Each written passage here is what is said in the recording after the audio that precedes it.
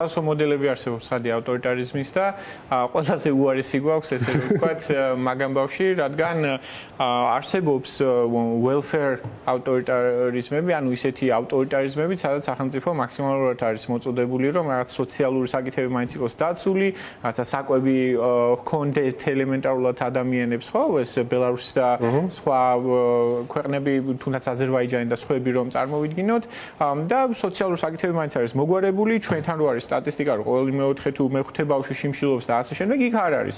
ჩვენთან არის სიტუაცია, სადაც ეს სოციალური საკითხებიც მოუგვარებელია, თან ეს ლიბერტარიანული რაღაცა მიდგომებიც აქვს, აი, რო ჩამოინგრა აგერ სადგურის მოედანთან, ან მანამდე ხანძარი რომ მოხდა და ასე შემდეგ, ყველაფერი დააბრალეს იქ მცხოვრებ იქ მომუშავე ადამიანებს, თურმე მათ უნდა სწოდუნდათ, რომ კონკრეტული შენობის ქვეშ არ შეიძლებოდა რაღაცა ეს გარე ვაჭრობით და ქუჩაში გავლა. ქუჩაში გავლა, კი ბატონო. იქ ადამიანი დაეყობა, მიდიოდა ტროტუარზე უბრალოდ. და სამწუხაროა რომ მართლა ავტორიტარიზმის ყველაზე ცუდი მოდელი გვაქვს, მაგრამ ეგ არის რაც გვაქვს. მეორე მხრივ ჩვენ ხედავთ რომ ეს სასამართლოებში რაც ხდება, ხო? ანუ ამ მიმართულებით სრულიად კარგი ვითარება არ ვარ ყოფილა, მაგრამ ნუ გაშიშვლდა რაღაცები და რაღაცები კიდევ უფრო მეტად დამძიმდა, ხო? აი ამ რაღაცა გახსნილებას, არაკვალიფიცირების რაღაცა ისეთი ფართო ელემენტები დაემატა, რომელიც ნუ ნამდვილად ცუდი სანახავი არის. ამ სასამართლო საქმეებს როგორ უყურებთ? იმიტომ რომ ხა განაჩენებისკენ მიდის უკვე ეს ყველაფერი და ეს მნიშვნელოვანი კომპონენტია ხო ჩვენი საზოგადოებრივი პროცესის დღეს. თან აი სწორედ კობახიძემ გამოგვიცხადა რომ ეს სამაგალითო დასჯა არის. თავისთავად ესეც რას ნიშნავს, როცა დიუსელდორფის პროფესორი განათლება მიღებული კაცი ასეთ რაღაცებს გვეუბნება. კი, ამ დიუსელდორფელმა ადამიანმა იცის რას ნიშნავს პრინციპში სამაგალითო დასჯა და მე ვიტყოდი რომ სასამართლოსთან მიმართებითაც ეს არის მთავარი წითელი ხაზი, რაც გასდევს ყველა პროცესთან დაკავშირებით მიღებულ გადაწყვეტილებას.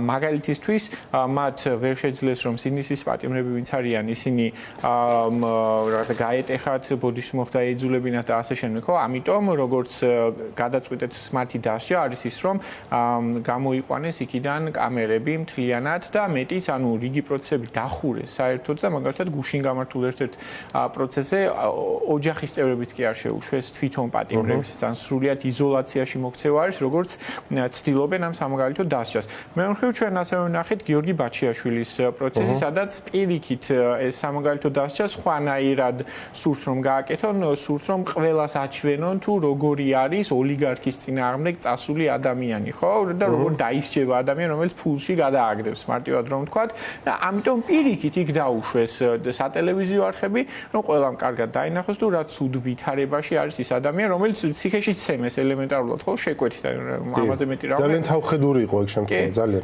და მის დაბადების დღეზე ასევე ხო? ამიტომ ამ სამაგალითო დასჯას, რასაც მიყვებიან, ხო, ცდილობენ რომ ადაპტაცია გააკეთონ, მოარგონ თითოეულ კონკრეტულ შემთხვევას, მაგრამ საბოლოო ჯამში შეიძლება ითქვას, რომ სასამართლოში გამართული პროცესების სხვა არაფერია თუ არა ამ ადამიანების ნების გატეხვის მცდელობა და მათი ეს სამაგალითო ჩვენება, რომ აი ეს არ ქნათ თორე ასე დაგემართება. მეორე მხრივ ამ წინააღმდეგობა რეჟიმის მიმართ შეიძლება აი ქუჩაში არ იყოს ასეთი ხმამაღალი და უფრო ნაკლები ადამიანი იდგეს დღეს ქუჩაში, თუმცა ამავდროულად ძალიან მტკიცედ გამოიყურება ეს ლეგიტიმაციის პრობლემა, რომელიც ჩამოკიდებულია საერთაშორისო მხრიდან. არანაკლებ მწვავედ უდგას ხელისუფლებას ქვეყნის შიგნით და ფაქტია რომ მე საერთოდ თავისუფლება მაქვს რომ ქვეყნის შიგნით უფრო აწუხებთ ეს. იმიტომ რომ ეს არ მოსწონს მათ შორის მათ ამომრჩევლსაც. აი სულ მგონია რომ ეს ყაველაშვილის ინიციატივები რომ შეგიწყალებთ ოღონდ რაღაცნაირად ეს სულ მიემართება არა ოპოზიციურ ამორჩევლს, ბევრი манипуляცია იყო ამაზე რომ აი ვის ეს მიემართება მათ ამორჩევლს. გულწრფელად მათ ამორჩევლი ვინც არის, იმიტომ რომ მათაც აწუხებთ ეს კრიზისი, ხო? თავისთავად აი ასეთ დროს აქეთ ამ მხარეს უგრძნობს რომ აი ჩვენ რაღაცა რთული მდგომარეობა გვაქვს, მაგრამ არც იქით არ არის სახარბელო მდგომარეობა. როგორ აღწერდი მათ შორის აი ამ პროცესებს? სამწუხაროდ ესე ვიყოფით პირიქითა და პირაქეთა საქართველოებად ამ კონტექსტში და აი როგორ აღწერ ამ ორ პროცესს შეიძლება თუ არა რაღაც შედარება კი პრინციპში რა პარადიგმენტაცია გვიძლია შევხედოთ ის არის რასაც დეკემბრიდანვე ვამბობთ მათ შორის ამ სტუდიიდან ეს არის არცერთ განძლეობის ბრძოლა უფრო ადრე გაჩერდება უფრო ადრე დაიგლება ამიტომ არსებითი მნიშვნელობა უკვე არც აქვს იმას რამდენი ათეულათობით ადამიანი იდგება თუ არა ყოველდღე ხო მთავარი არის რომ ადამიანები დგანან იქ და დიდაქციებზე გამოვლენ და ვნახავთ კი ბატონო ეხლა 7 აგვისტოსაც და მერეც ოქტომბერში კი სექტემბერში როცა იქნება რა თქმა უნდა ადამიანები გამოვლენ ჩვენ გვიჭირს არ არის ამაზე ლაპარაკი, ადამიანები არიან ციხეში და განაჩენები გამოდის მათ წინააღმდეგ და ასე შემდეგ, მაგრამ რა თქმა უნდა მათ ფლანგზე არის უდიდესი რაღაცა შიდა არეულობა, ერთმანეთს დაერივნენ მარტივად, ერთმანეთს სვამენ ციხეში და ემუქრებიან და ასე შემდეგ, ხო?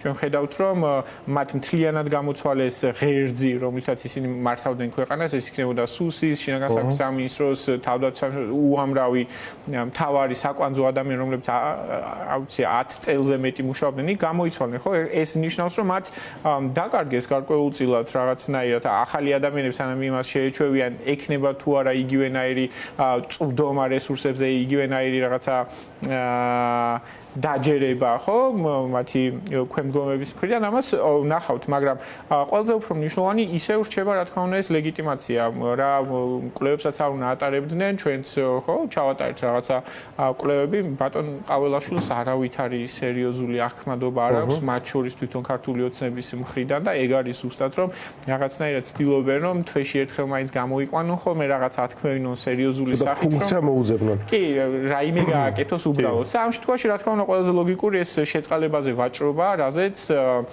კიდევ ერთხელ ძალიან ვამაყობ, რომ CDC-ის პატიმრები არც განიხილავენ ამას საერთოდ და ჩვენ ნახეთ მათი განცხადებები.